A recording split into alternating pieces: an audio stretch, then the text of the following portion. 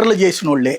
మర్డర్లు చేసిన వాళ్ళు ఇద్దరు జైలు శిక్ష, అది ఏది నిందితులు కూడా కాదు, నేరస్తులుగా నిరూపించబడి జైలు శిక్ష కూడా విధించబడ్డ వాళ్ళు. వాళ్ళిద్దరూ కలిసి పెళ్లి చేసుకుంటామంటే ఇప్పుడు కోర్టులు అంగీకరించిన అంశం. టెండర్ యాప్ పరిచయంతో వ్యాపారవేత్తను ముక్కలు చేసి సూట్ కేసులో కుక్కిన హంతకురాలు, తన ప్రియురాల కోసం ఆమె భర్తని 3 పిల్లల్ని బలి తీసుకున్న క్రూరుడు. చట్టం దృష్టిలో వీళ్ళిద్దరూ పరమ కిరాతకులు, జీవిత ఖైదు. కానీ జైలు గోడల సాక్షిగా వీళ్ళ మధ్య ప్రేమ పుట్టింది. వినడానికి ఏదో నెట్ఫ్లిక్స్ క్రైమ్ సిరీస్లో ఉన్నది అక్షరాల నిజం. రాజస్థాన్లోని సంగనేర్ ఓపెన్ జైలు వీళ్ళకి వేదిక అయింది. ఖైదీల్లో మార్పు కోసం ఏర్పాటు చేసిన ఈ ఓపెన్ క్యాంప్లో పగటిపూట బయటికి వెళ్ళి పని చేసుకుని రాత్రికి జైలుకి వచ్చే వెసులుబాటు ఉంది.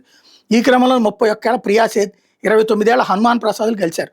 6 నెలలుగా వీళ్ళిద్దరూ జైలు ఆవరణలోని లివ్ ఇన్ రిలేషన్లో ఉండటం విశేషం. ప్రియా సేథ్ 2023లో దేశాన్ని కుదిపేసిన Jaipur Tinder suitcase murder కేసులో నిందితురాలు. దుష్యంత్ శర్మ అనే వ్యాపారవేత్తను ట్రాప్ చేసి కిడ్నాప్ చేసి చివరికి చంపేసి మృతదేహాన్ని ముక్కలు చేసి సూట్ కేసులో దాచిన కిలేడి.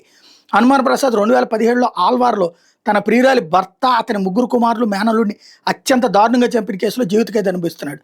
తాము పెళ్లి చేసుకోవాలనుకుంటున్నామని అందుకు పెరోల్ ఇవ్వాలని వీళ్ళిద్దరు రాజస్థాన్ హైకోర్టును ఆశ్రయిస్తే కోర్టు వెంటనే ఇచ్చేసింది.